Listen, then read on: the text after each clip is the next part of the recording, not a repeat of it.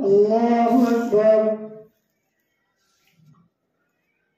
الحمد لله رب العالمين الرحمن الرحيم مالك يوم الدين إياك نعبد وإياك نستعين اهدنا الصراط المستقيم صراط الذين أنعمت عليهم غير المغضوب عليهم ولا الضالين. وما أبرئ نفسي إن النفس لأمارة بالسوء إلا ما رحم ربي إن ربي غفور رحيم. وقال الملك ائتوني به أستخلصه لنفسي فلما كلمه قال إنك اليوم لدينا مكين أمين. قال اجعلني على خزائن الأرض إني حفيظ عليم. وكذلك مكنا ليوسف في الأرض يتبوأ منها حيث يشاء نصيب برحمتنا من نشاء ولا نضيع أجر المحسنين. ولأجر الآخرة خير للذين اتقوا خير للذين آمنوا يتقون. ولأجر الآخرة خير للذين آمنوا وكانوا يتقون. وجاء إخوة يوسف فدخلوا عليه فعرفهم وهم له منكرون. ولما جهزهم بجهازهم قال ائتوني بأخ لكم من أبيكم ألا ترون أني أوفي الكيل وأنا خير المنزلين. فإن لم تأتوني به فلا كيل لكم عندي ولا تقربون. قالوا سنراود عنه أباه وإنا لفاعلون. وقال لفتيانه جعلوا بضاعتهم في رحالهم لعلهم يعرفونها إذا انقلبوا إلى أهلهم لعلهم يرجعون. فلما رجعوا إلى أبيهم قالوا يا أبانا منع منا الكيل فأرسل معنا أخانا نقتل وإنا له لحافظون. قال هل آمنكم عليه إلا كما أمنتكم على أخيه من قبل فالله خير حافظا وهو أرحم الراحمين. ولما فتحوا متاعهم وجدوا بضاعتهم ردت إليهم قالوا يا أبانا ما نبغي هذه بضاعتنا ردت إلينا ونمير أهلنا ونحفظ أخانا ونزداد كيل بعير ذلك كيل يسير. قال لن أرسله معكم حتى تؤتون موثقا من الله لتأتونني به إلا أن يحاط بكم.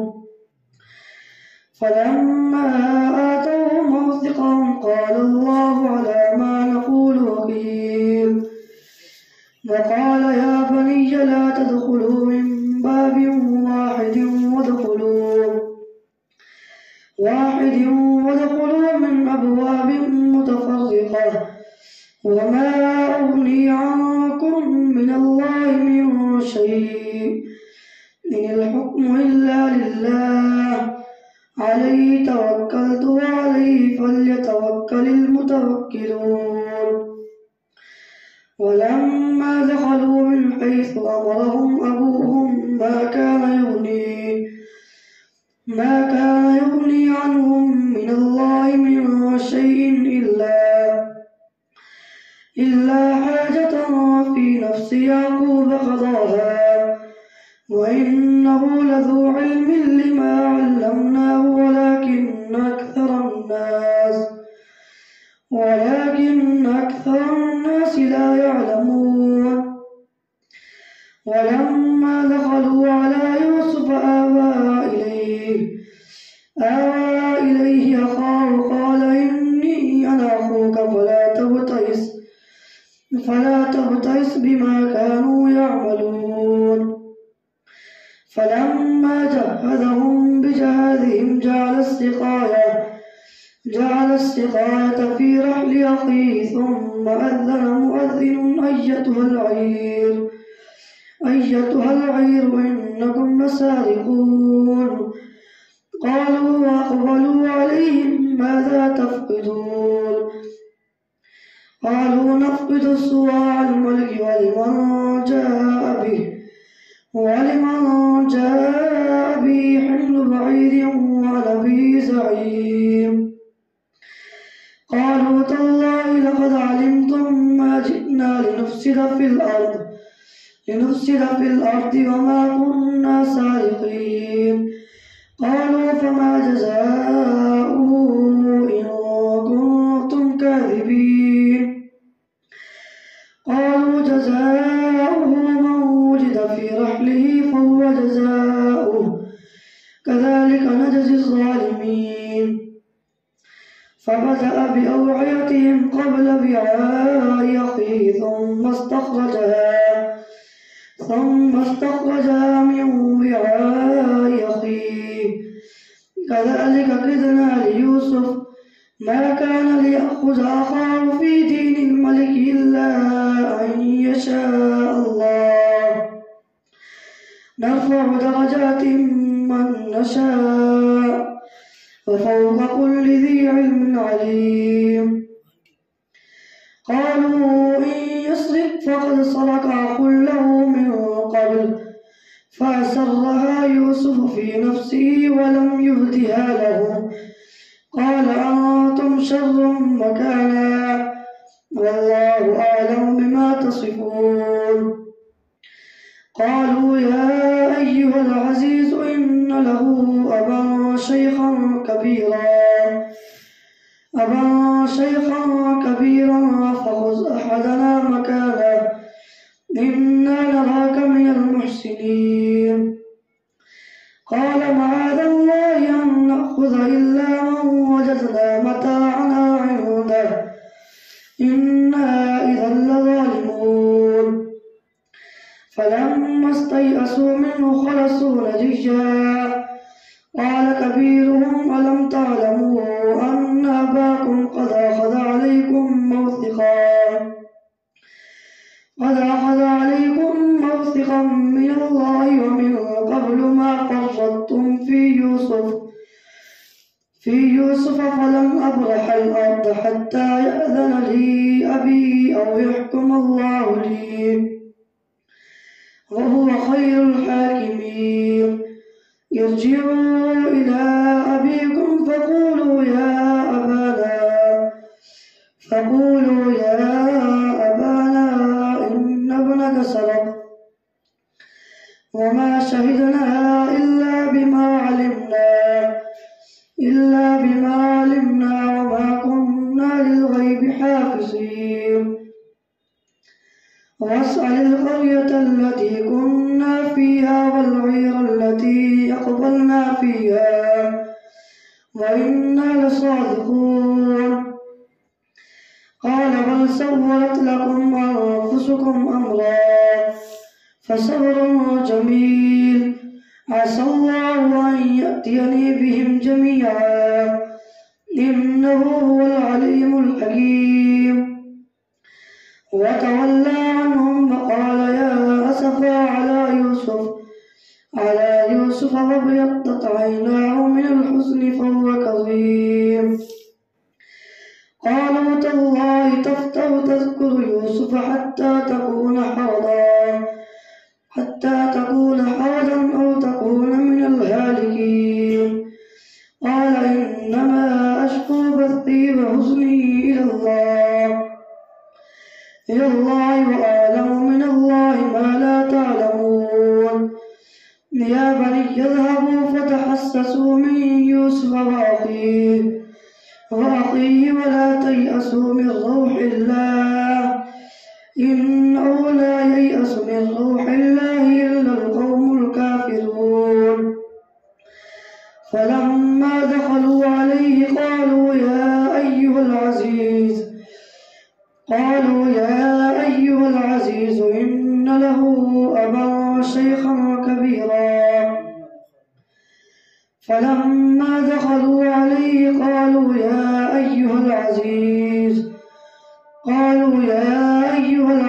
مسنا وأهلنا الضر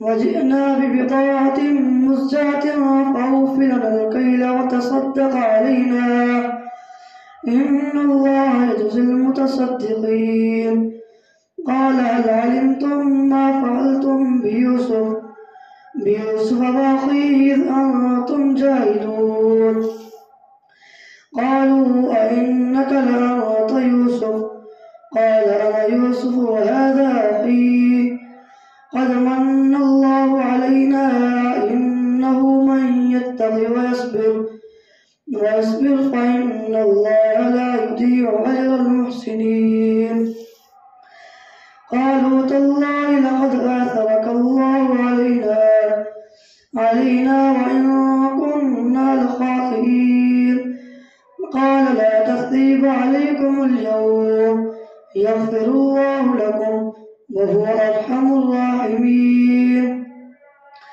ولما فصلت العير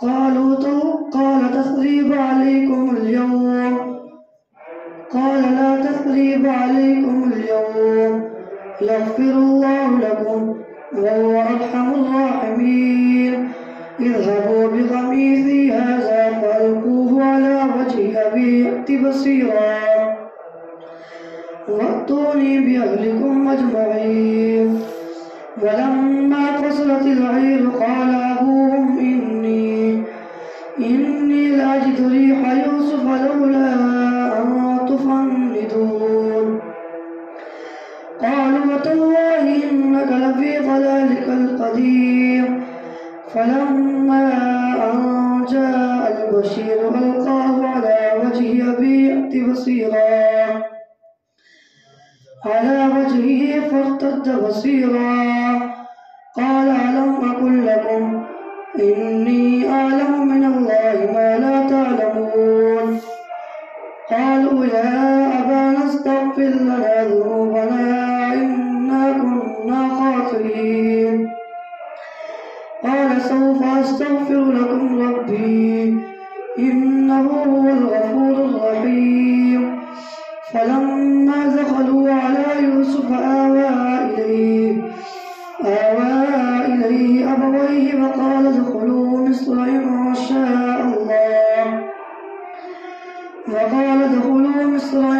شاء الله آمنين ورفع أبويه على العرش وخروا له سجدا وقال يا أبت هذا تأويل رؤياي من قبل قد جعلها ربي حقا وقد أحسن بي إذ أخرجني من السجن وجاء بكم من البدو من بعد أن نزغ الشيطان بيني وبين إخوتي إن ربي لطيف لما يشاء إنه هو العليم الحكيم رب قد آتيتني من الملك وعلمتني من تأويل الأحاديث فاطر السماوات والأرض أنت وليي في الدنيا والآخرة توفني مسلما وألحقني بالصالحين ذلك من أنباء الغيب نوحيه إليك وما كنت لديهم إذ أجمعوا أمرهم وهم يمكرون وما أكثر الناس ولو حرصت بمؤمنين وما تسألهم عليه من أجر إن هو إلا ذكر للعالمين الله أكبر. سمع الله لمن حمده. الله أكبر.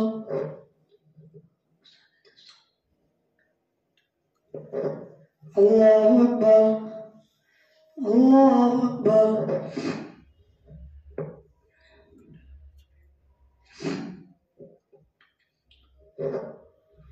الله أكبر. الحمد لله رب العالمين الرحمن الرحيم مالك يوم الدين إياك نعبد وإياك نستعين اهدنا الصراط المستقيم صراط الذين أنعمت عليهم غير المغضوب عليهم ولا الضالين. وكأي من آية في السماوات والأرض يمرون عليها وهم عنها معرضون وما يؤمن أكثرهم بالله إلا وهم مشركون أفأمنوا أن تأتيهم غاشية من عذاب الله أو تأتيهم الساعة بغتة وهم لا يشعرون. قل هذه سبيلي أدعو إلى الله على بصيرة أنا ومن اتبعني وسبحان الله وما أنا من المشركين. وما أرسلنا من قبلك إلا رجالا نوحي إليهم من أهل القرى أفلم يسيروا في الأرض فينظروا كيف كان عاقبة الذين من قبلهم ولدار الآخرة خير للذين اتقوا أفلا تعقلون. حتى إذا استيأس الرسل وظنوا أنهم قد كذبوا جاءهم نصرنا فنجي من نشاء ولا يرد بأسنا عن القوم المجرمين. لقد كان في قصصهم عبرة لأولي الألباب ما كان حديثا يفترى ولكن تصديق الذي بين يديه وتفصيل كل شيء وهدى ورحمة لقوم يؤمنون.